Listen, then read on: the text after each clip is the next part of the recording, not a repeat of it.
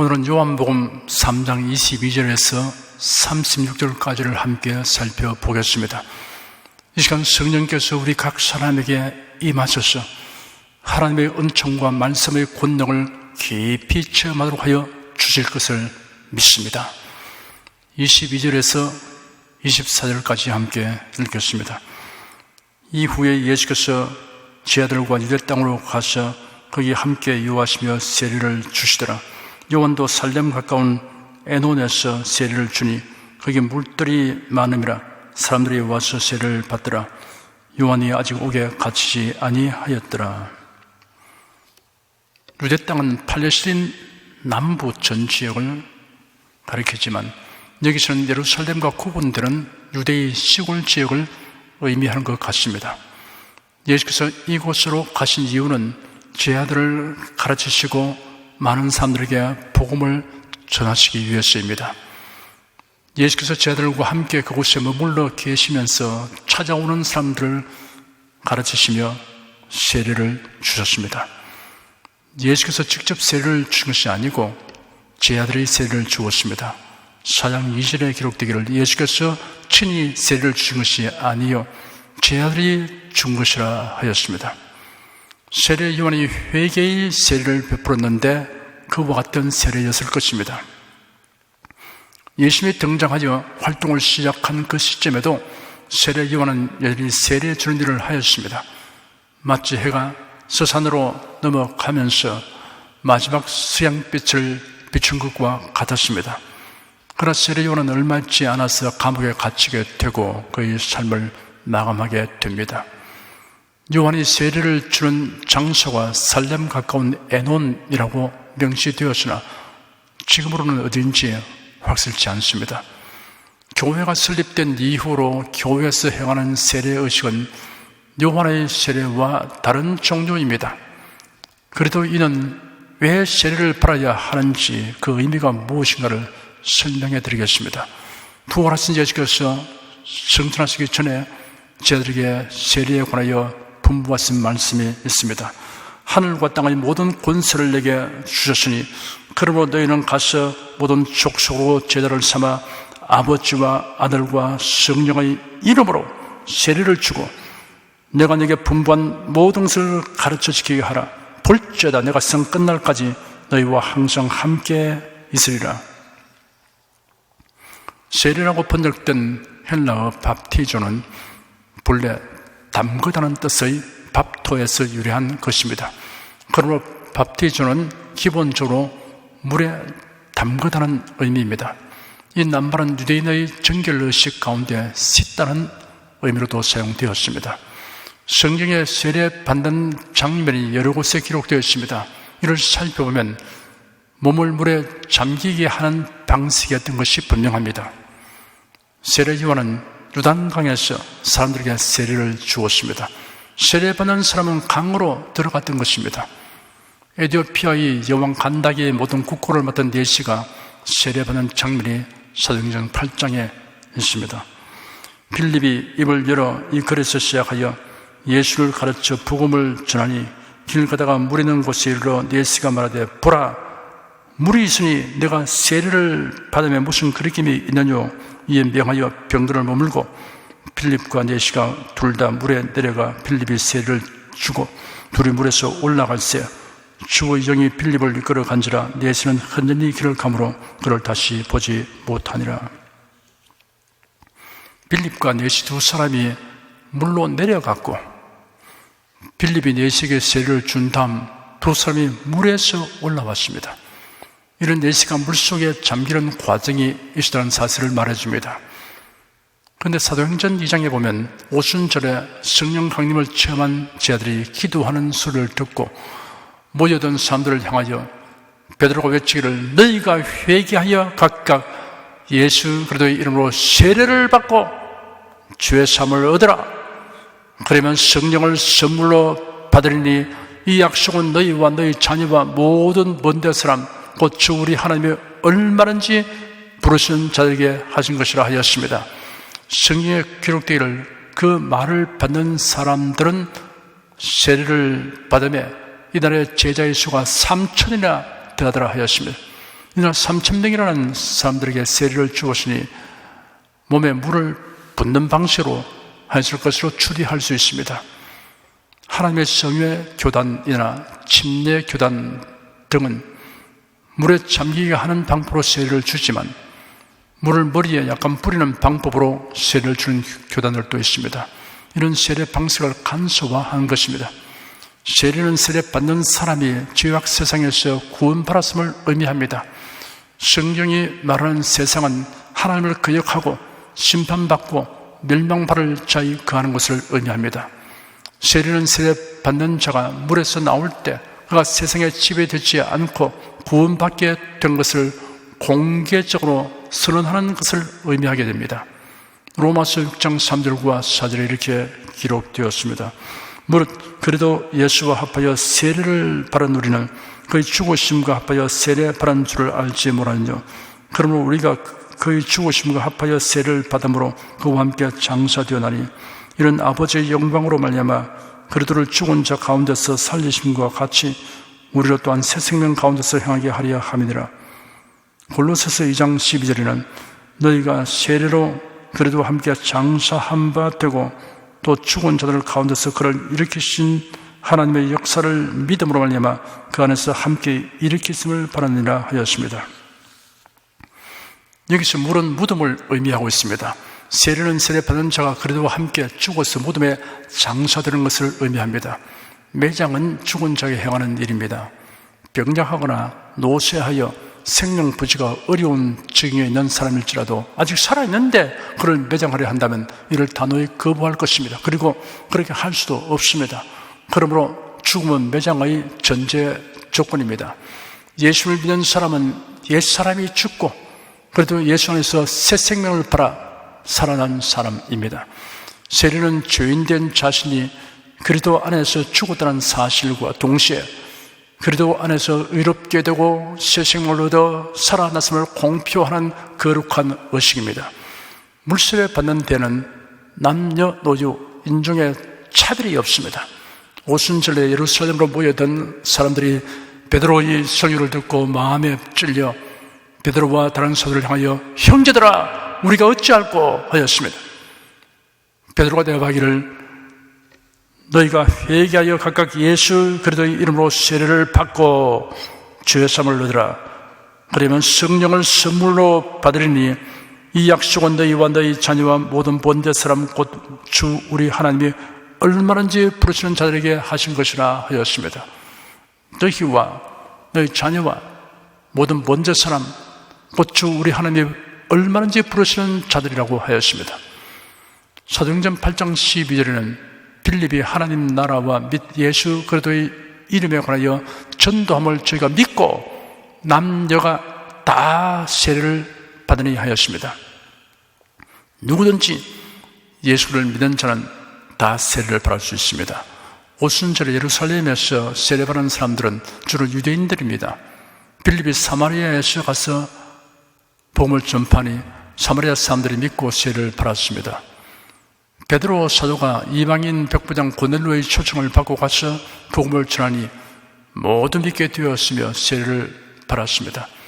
베드로 사도의 설교를 들은 고넬료의 집에 모인 친척과 가까운 친구들이 모두 세례를 받았습니다. 빌립보 성의 자주색 옷감 장사 루디아와 그 집 사람들이 바울 사도의 설교를 듣고 모두 세례를 받았습니다. 빌립보 성에 있는 감옥의 간수는 치안 관리들의 지시를 받고 바울과 실라를 감옥에 가두었습니다. 한밤중에 바울과 실라가 기도하고 찬송하니 죄수들이 다 들었습니다. 그런데 갑자기 큰 지진이 일어나 감옥의 기초가 흔들리고 모든 문들이 열리며 모든 죄수들의 사슬들이 풀렸습니다. 간수가 잠에서 깨어 감옥 문들이 열린 것을 보고 죄수들이 도망친 것으로 생각하여 금을 빼어 자살하려고 하였습니다. 바울이 큰 소리로 외쳐 말하기를 너는 자신을 해치지 마라. 우리가 다 여기 있다 하니 그가 등불을 들고 와서 바울과 실라 앞에 엎드렸습니다. 간수는 바울과 실라를 데리고 나와서 선생님들 내가 어떻게 하여 구원을 얻겠습니까? 하였습니다. 바울과 실라는 주 예수를 믿으라. 그리하면 너와 내 집이 구원을 얻으리라 하고 간수와 그의 집에 있는 모든 이들에게 주님의 말씀을 전하였습니다. 그 밤에 간수와 간수의 모든 가족이 다 세례를 받았습니다. 이처럼 유대인, 사마리아인, 이방인들이 세례를 받았습니다. 차별이 없습니다. 신앙생활 연주와 경력은 세례받는 조건이 아닙니다. 그러나 세례받는 자가 갖춰야 할 조건이 한 가지 있습니다. 복음을 믿어야 합니다. 예수께서 말씀하시기를 너희는 온 천하에 다니며 만민에게 복음을 전파하라. 믿고 세례를 받는 사람은 구원을 얻을 것이요 믿지 않는 사람은 정죄를 받으리라 하였습니다. 빌립이 사마리아에 가서 복음을 전파하니 남녀가 다 믿고 세례를 받았다고 사도행전 8장에 기록되었습니다. 영생과 구원은 회개와 믿음으로 하나님께로부터 받는 은혜이며 선물입니다. 그러므로 세례받기 전에 죄를 회개하고 예수를 구주로 믿는 것이 선행되어야 합니다. 회개하고 예수를 믿는 일은 다른 사람이 대신 할 수 없습니다. 각 사람이 회개하고 예수를 믿어야 합니다. 세례는 대신 받거나 대표로 받는 것이 아닙니다. 각 사람이 받아야 합니다. 세례는 구원받기 위하여 받는 것이 아니라 구원을 받은 사람이 세례를 받는 것입니다. 구원은 회개하고 예수를 믿는 자에게 주신 하나님의 은혜며 선물입니다. 세례는 우리 주님께서 분부하신 것입니다. 세례의식의 참되고 깊은 의미를 생각할 때 세례받는 것은 대단한 기쁨이며 특권입니다. 물세례는 예수를 믿어 영생을 얻었으며 그리스도인이 된 것을 공개적으로 드러내는 거룩한 의식입니다. 또한 자신이 죄시름 받고 세상에서 분리되어 나왔으며 옛사람은 장사지내고 새 사람으로 다시 살아난 것을 더욱 깊이 인식하게 되는 의식입니다. 25절, 26절 두 절을 함께 읽겠습니다. 예, 요한의 제자 중에서 한 유대인으로 더불어 결례에 대하여 변론이 되었더니 저희가 요한에게 와서 가로되 라삐여 선생님과 함께 요단강 저편에 있던 자 곧 선생님의 증거하시던 자가 세례를 주며 사람이 다 그에게로 가되이다. 결례는 보통 몸과 기구들을 씻는 정결 의식을 말하는 것이지만 여기서는 세례를 가리키는 것 같습니다. 세례와 관련하여 어떤 유대인과 세례 요한의 제자들 사이에 논쟁이 일어났습니다. 요한의 세례와 예수님의 세례 중에 어느 것이 더 나은가에 대한 논쟁이거나 혹은 세례 요한 외에 다른 분이 세례 주는 것이 가당하느냐라는 논쟁이었을 것입니다. 세례 요한의 제자들이 세례 요한에게 와서 말하기를 라삐님 보십시오. 요단강 건너편에서 라삐님과 함께 계셨고 라삐님께서 증언하시던 분이 세례를 주시니 모두가 그분께 가고 있습니다 하셨습니다. 세례 요한의 제자들은 사람들의 관심이 세례 요한으로부터 예수님에게로 전환되고 있는 것이 못마땅하게 생각되었던 것입니다. 세례 요한은 살이 사육이 없는 사람이었습니다.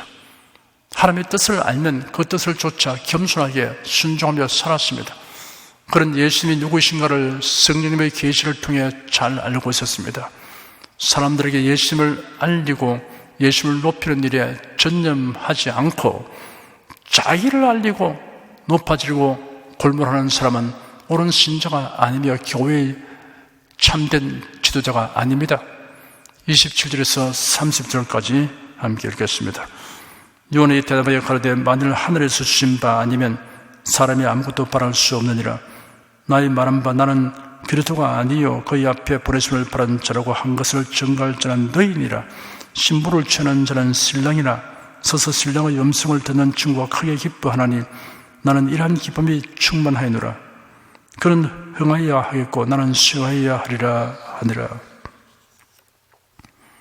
세례 요한은 그의 제자들에게 설명하기를 하늘에서 주시지 않는다면 사람은 아무것도 바랄 수 없다라고 한 다음 이어서 내가 말하기를 나는 그리스도가 아니고 그분 앞에 보냄을 바란 자이다라고 한 것을 증언할 자들은 너희 자신들이다 라고 그들의 역할과 사명에 대하여 분명하게 밝혔습니다.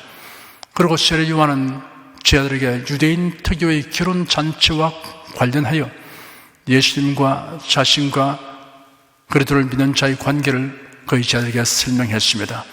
예수님을 신랑으로, 예수를 믿는 자들을 신부로, 자신은 신랑의 친구로 묘사하였습니다. 결혼식에서 주인공은 신랑이지 신랑의 친구가 아닙니다. 이처럼 자신은 예수님을 위하여 존재하고 예수님의 등장을 인하여 기뻐하는 자라는 것을 명백하게 드러내어 말했습니다. 그러나 요한이 죽은 후에 그 제자들이 그 역할을 잘 수행하지 아니하고 여전히 세례 요한의 제자라는 위치를 고수하려고 하였습니다. 참된 제자가 되려면 스승의 지시와 요청에 순응하여 자기 주장과 욕구를 내버릴 수 있어야 합니다. 참된 제자는 스승이 원하는 대로 스승을 추종합니다. 그렇지 않고 자기가 원하는 대로 스승을 위하는 것은 오히려 스승을 힘들게 하고 괴롭히는 것입니다. 성도들은 하나님이 원하시는 대로 하나님을 섬겨야 합니다. 자기가 좋아하는 방식대로 하나님을 섬기는 사람이 허다합니다. 헛되이 섬기는 것입니다. 하나님의 원하시는 방식은 성경에 다 게시되어 있습니다. 우리가 성경을 상고하는 이유가 여기에 있습니다. 31절 한 절을 읽겠습니다. 위로부터 오신 이는 만물 위에 계시고 땅에서 난 이는 땅에 속하여 땅에 속한 것을 말하느니라. 하늘로서 오신 이는 만물 위에 계시나니. 세례 요한은 예수님을 가리켜 위로부터 오신 이라고 하였고 만물 위에 계신다고 하였습니다. 예수님은 만물을 창조하셨고 만물을 다스리시는 분이십니다. 세례 요한은 자신을 가리켜 땅에서 났고 땅에 속하여 땅에 속한 것을 말한다고 하였습니다. 여기서 땅이란 천국과 대비되는 이 세상을 말합니다. 자신은 보통의 인간이라는 것을 이렇게 표현하였습니다. 사람들은 자기 의지와 관련 없이 잉태되고 태어납니다. 어떤 목적을 가지고 의도하여 언제 어디에서 누구를 통해 태어나기로 의도하여 태어나는 사람은 없습니다. 예수는 보통 사람들처럼 세상에 태어나신 것이 아닙니다. 예수는 아버지 하나님의 뜻을 쫓아 순종하여 육신을 가진 사람의 모양으로 세상에 오셨습니다. 동정녀의 몸에 성령으로 잉태되어 세상에 오셨습니다. 죄인들을 위한 대속의 죽음을 죽으시려고 오셨습니다. 그러므로 예수 그래도 외에는 구세주가 없습니다. 예수를 외에도 구세주가 있다든가 다른 종교도 구원의 길이 있다고 말하는 사람은 참된 그리스도인이 아닙니다. 교회에서의 그의 신분이 무엇이든 이런 사람은 사이비 기독교인입니다. 예수님보다 자기를 높이려고 하는 사람 역시 사이비 기독교인입니다. 사이비란 겉으로는 같아 보이나 실제로는 전혀 다르거나 아닌 것을 이루는 말입니다. 32절, 33절 두 절 읽겠습니다. 그가 그 보고 들은 것을 증거하되 그의 증거를 받는 이가 없도다.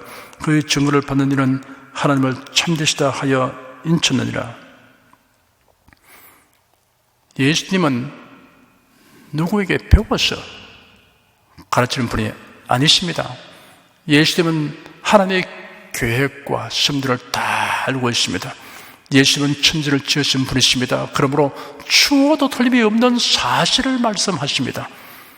그런데도 이를 받아들이는 사람이 없다고 세례 요한이 안타까운 마음을 토로하였습니다.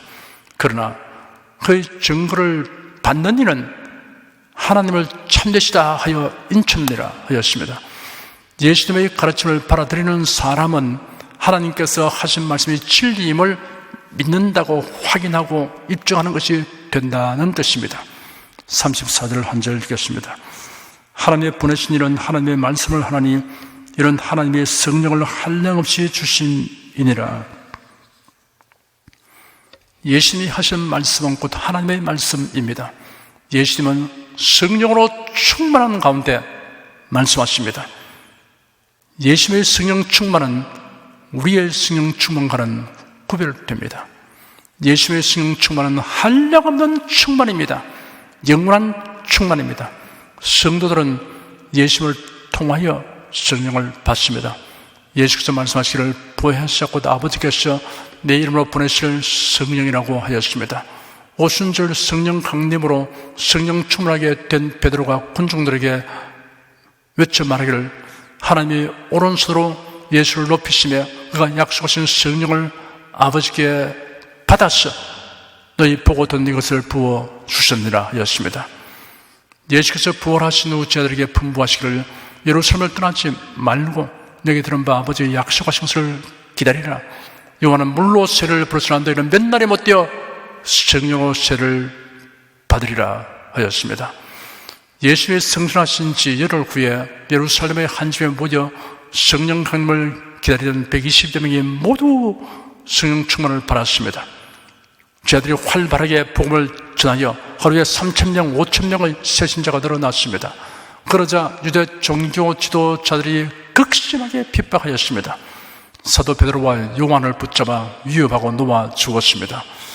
사도들이 풀려난 후에 동료들에게 가서 위협하는 일을 다 말했습니다. 그들이 듣고 하나님께 한 마음으로 목소리를 높여 기도하였습니다. 주님, 이제 그들의 위협을 살피시고 주님의 종들에게 주님의 말씀을 담대하게 말하도록 하소서. 손을 내밀어 병을 낫게 하시고 주님의 거룩한 종 예수님의 이름으로 표적과 기사가 일어나게 하소서. 그들의 기도가 마치자 그들이 모여있던 장소가 진동하였고 모두가 성령으로 충만하여 하나님의 말씀을 담대하게 전하였습니다. 오순절날 성령 충만을 받았으나 이제 또 성령 충만을 받은 사실은 성령 충만을 한 번 받으면 그 상태가 계속되는 것이 아니라는 것을 알 수 있습니다. 바울서는 에베소 교회에 보낸 편지에 기록하기를 술 취하지 말라 이런 방탕한 것이니 오직 성령의 충만을 받으라 하였습니다. 여기에 언급된 성령의 충만을 받으라는 성경 원문은 충만 상태가 지속되게 하라는 뜻이 있습니다. 데살로니가 전서 5장 19절에는 성령을 소멸치 말라고 하였습니다. 성령님은 성도가 하나님의 말씀대로 믿고 순종하며 살도록 가르치시고 인도하십니다. 그런데 이를 무시하고 거슬러 행하면 성령께서 주시는 감동과 열심과 은사가 떠나갑니다. 그러므로 성도들은 지속적으로 성령 충만하기 위해 간구하고 또한 말씀대로 살려고 힘써야 합니다. 35절, 36절, 2절 읽겠습니다. 아버지께서 아들을 사랑하사 만물을 다 그 손에 주셨으니 아들을 믿는 자는 영생이 있고 아들을 순종치 아니하는 자는 영생을 보지 못하고 도리어 하나님의 진노가 그 위에 머물러 있느니라. 아버지 하나님은 예수님에게 만유를 주셨고 심판하는 권세도 다 주셨습니다. 예수님은 성자 하나님이시고 주님이시며 구세주이십니다. 그러니 아무리 훌륭한 종교 지도자, 도덕군자, 자승가, 혁명가, 지도자라도 예수님에게 견줄 수 없습니다. 예수님을 구세주로 믿는 사람에게는 영생이 있다고 하였습니다. 하지만 내게로 오라, 나를 믿으라고 하시는 예수님의 말씀을 순종치 않은 사람은 영생을 얻지 못하는 것은 물론이고 오히려 하나님의 진노가 그 위에 머물러 있다고 하였습니다. 하나님의 진노가 집행되는 날 지옥 형벌에 처하게 됩니다. 예수를 믿는 것은 영생과 직결됩니다. 하나님은 우리에게 영생을 주시기 위하여 예수님을 승에 보내셨습니다. 예수님은 우리에게 영생을 주시기 위하여 우리 죄를 담당하여 십자가 못 박혀 죽으셨습니다. 그러니 영생의 의미와 가치는 무한한 것입니다. 하나님이 주신 영생은 영원히 산다는 의미 이상입니다. 사람이 희구하는 모든 행복이 그 영생에 다 포함되어 있습니다. 영생 얻은 사람은 최상의 성공과 승리를 획득한 사람입니다. 그러므로 영생 얻은 사람은 이 생에 사는 동안 어떤 형편에 처해도 의기소침, 열등감, 패배의식을 가지지 말아야 합니다. 나는 예수 그리스도로 말미암아 영생을 얻었다. 그러므로 나는 항상 성공자이며 승리자이다 라고 생각하고 말하는 것이 합당합니다. 이러한 여러분의 생각과 말이 옳다고 확정하여 주신 분이 계십니다. 우리 주 예수 그리스도의 하나님이십니다. 지금은 이 사실을 절실하게 느끼지 못하는 성도일지라도 천국에 들어가시는 과연 하고 탐복하실 것입니다. 여러분, 그 감탄과 기쁨을 천국에 들어갈 때까지 미루실 필요가 없습니다. 이 생에 살면서 매일 매 순간 즐기고 감격하면서 살아가시기를 축원합니다.